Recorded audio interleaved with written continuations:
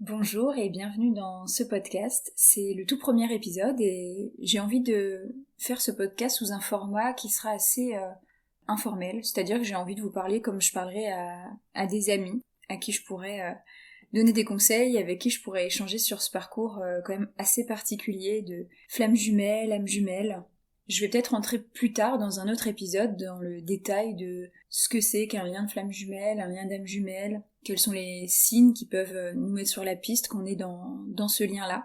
Là, mon but, c'est surtout de vous dire que je vais parler des parcours sacrés de manière générale. Quand on dit parcours sacré, enfin en tout cas, moi ce que j'entends par parcours sacré, c'est justement toutes ces relations d'âme, ces contrats d'âme qui nous permettent d'être sur ce chemin de guérison, d'évolution. Pas toujours évident, et c'est aussi un des buts de ce podcast, c'est de pouvoir créer une communauté où on pourrait échanger sur nos parcours respectifs, en commentaire, si vous voulez me partager un peu vos bouts d'histoire et puis vos réflexions par rapport à ce que je vais vous partager, et ben ce sera reçu et lu avec grand plaisir de ma part.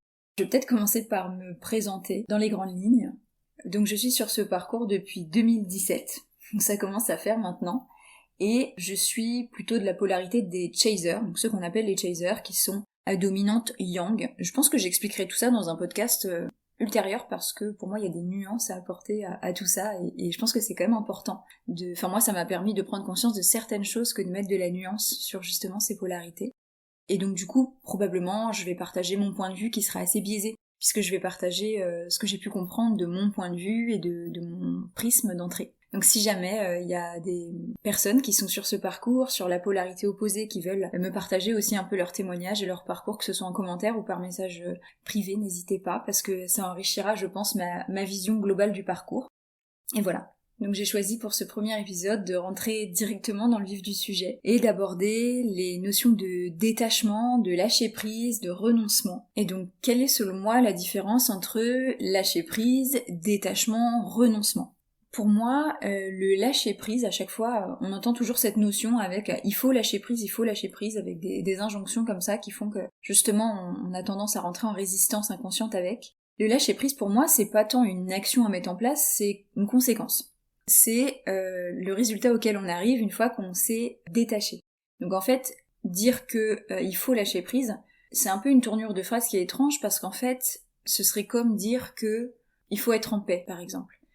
Être en paix, c'est le résultat de plein d'actions qu'on peut mettre en place dans son quotidien, d'être en paix avec sa vie de manière générale, mais c'est pas comme si on pouvait d'un coup prendre la décision de se dire « je suis en paix, c'est une action que je mets en place et à partir d'aujourd'hui je suis en paix ». C'est le résultat de plein de petites actions. Et pour moi le lâcher-prise c'est pareil. Atteindre le lâcher-prise, ça veut dire que justement on est arrivé à un stade du détachement. Et le détachement pour moi c'est un ressenti intérieur d'apaisement qui vient de la certitude de la foi dans le lien. C'est comme si, en fait, la peur que l'autre ne revienne pas n'était plus la nourriture énergétique principale de nos pensées. Donc pour moi, c'est aussi lié au fait de sortir de l'obsession. Évidemment, sortir de l'obsession, c'est un but et ça se fait pas du jour au lendemain.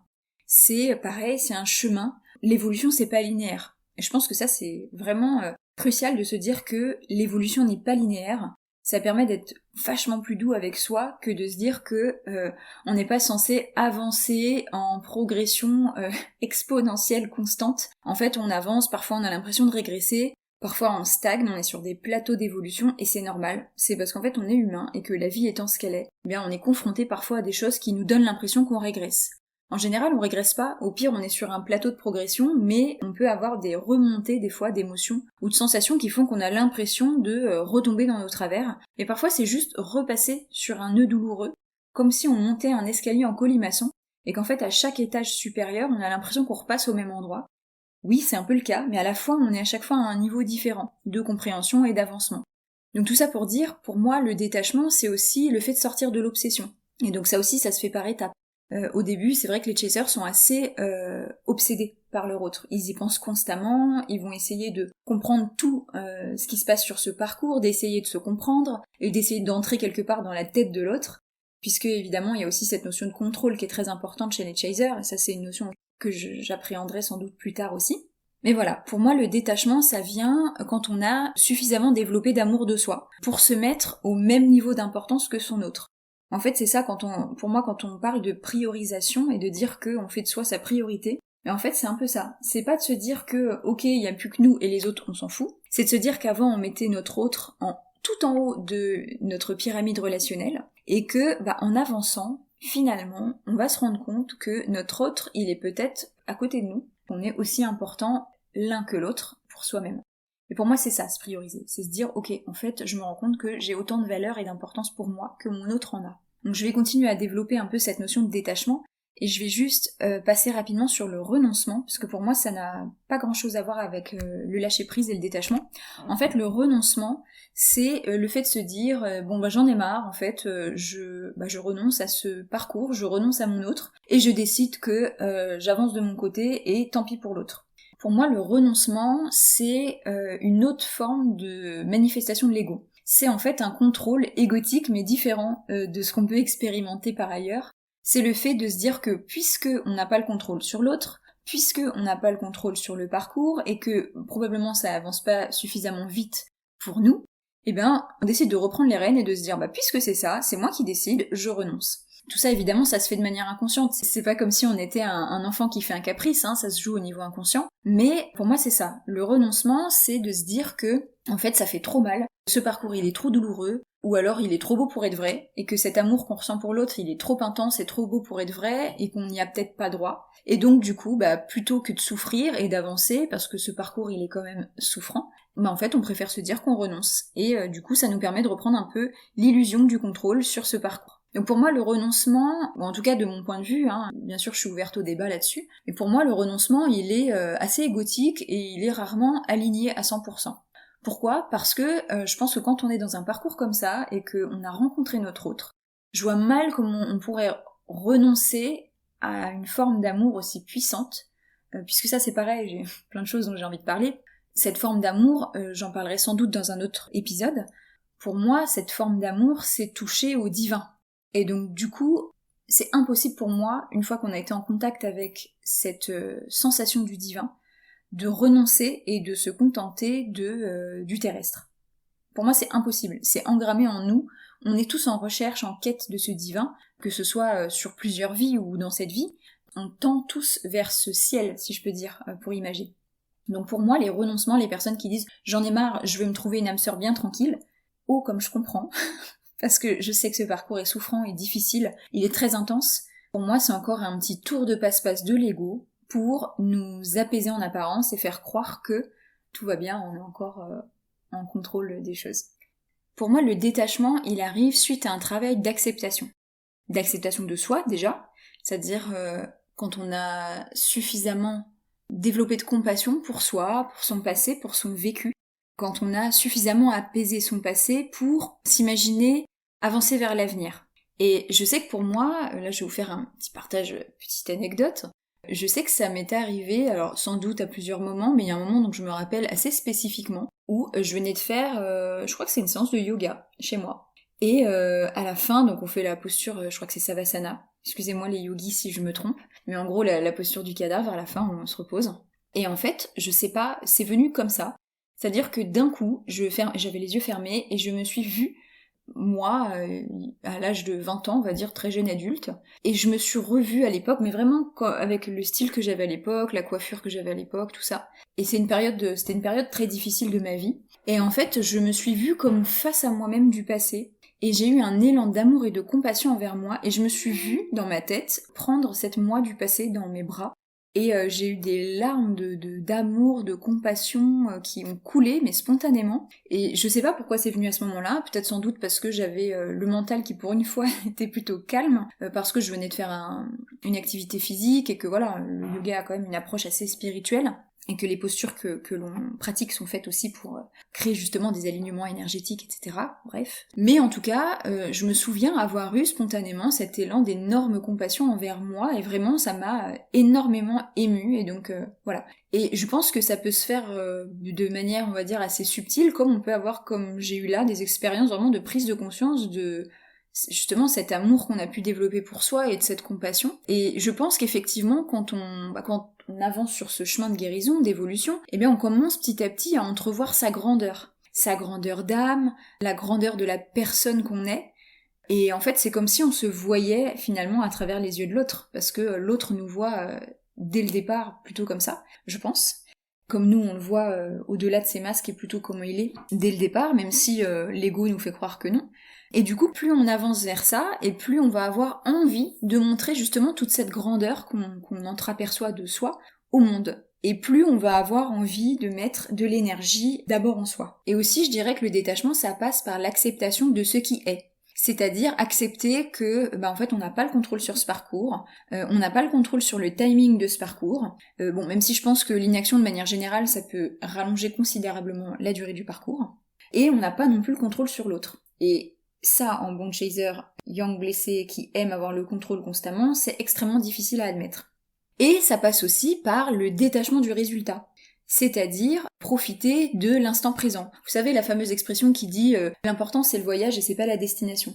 Eh bien, je pense que c'est exactement ça, le travail du détachement. C'est qu'en fait, nous, chasers, on a souvent les yeux rivés sur le point d'arrivée. Et on veut absolument l'atteindre, sans forcément conscientiser le voyage et l'évolution qui sont en cours. Parce que nous, on est un peu programmés comme ça aussi, de tendre tellement fort vers cette réunion avec notre autre, la réunion physique, parce que réunion énergétique aussi, mais on est assez obsédé par la réunion physique. Et du coup, en fait, on va porter le regard uniquement sur ce point d'arrivée, et on va avoir du mal, en fait, à être dans l'instant présent de l'évolution qu'on est en train de vivre. Et donc, si je peux vous donner quelques pistes et conseils concrets pour vous aider à être dans ce détachement, le premier que je pourrais vous donner, c'est d'agir dans l'élan de votre mission de vie. Ça peut passer par un projet professionnel, ça peut passer par du bénévolat, ça peut passer par d'autres choses, j'imagine. En fait, le fait de s'aligner à sa mission de vie, ça permet de se connecter directement à sa joie intérieure. Parce qu'en fait, votre mission de vie, c'est ce qui anime et qui rend votre âme heureuse. C'est la chose, la raison pour laquelle vous vous êtes incarné ici sur Terre maintenant. Donc, c'est ce vers quoi vous guide votre âme à chaque instant. Et s'aligner à sa mission de vie, c'est aussi se mettre au service de plus grand que soi.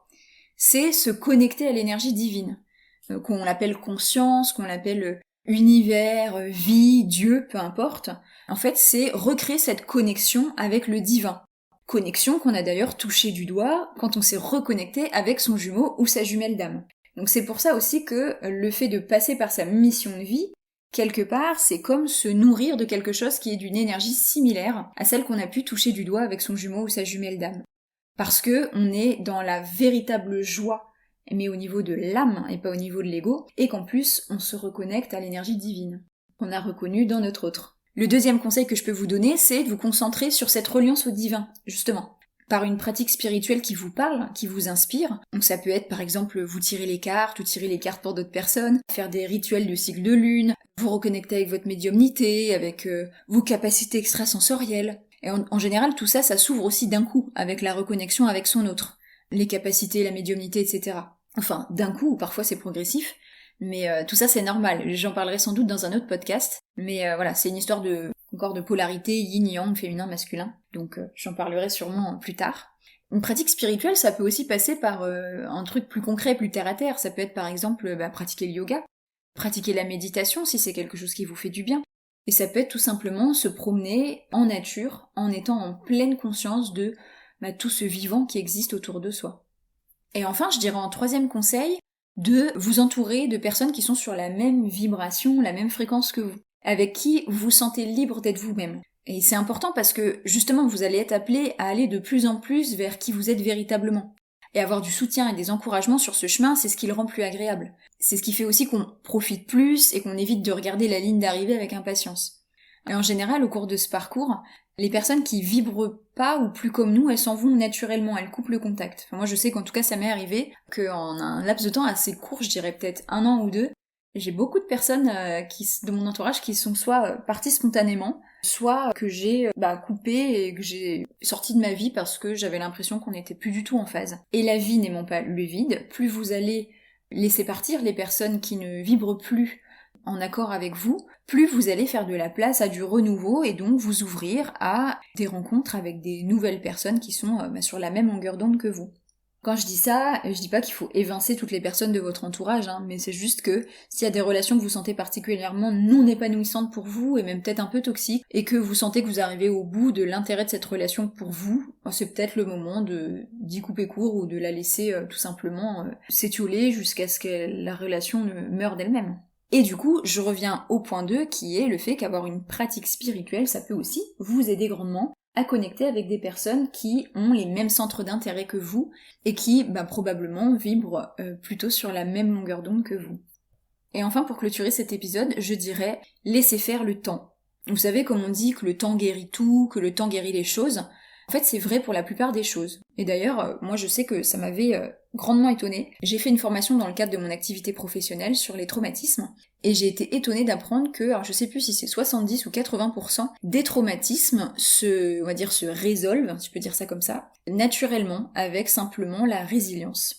En fait, les humains ont une résilience extrêmement forte, et je crois que c'est plus de 80% des traumatismes, finalement, se tassent avec le temps, et finalement, les personnes guérissent spontanément de ces traumatismes juste grâce au temps. Et évidemment, il y a des traumatismes qui sont bien trop importants pour pouvoir se guérir comme ça, et c'est pour cela, justement, qu'on va pouvoir intervenir en thérapie. Mais voilà, je trouvais cette info assez folle, parce que, finalement, c'est la preuve que, quelque part, ce dicton qui dit que le temps guérit tout, il n'est pas si faux que ça. Et plus vous allez vouloir arriver à ce détachement et vous forcer quelque part, et plus vous risquez en fait d'y mêler votre ego. Et plus ce détachement il sera plutôt un détachement de façade et ça sera pas vraiment aligné avec vous.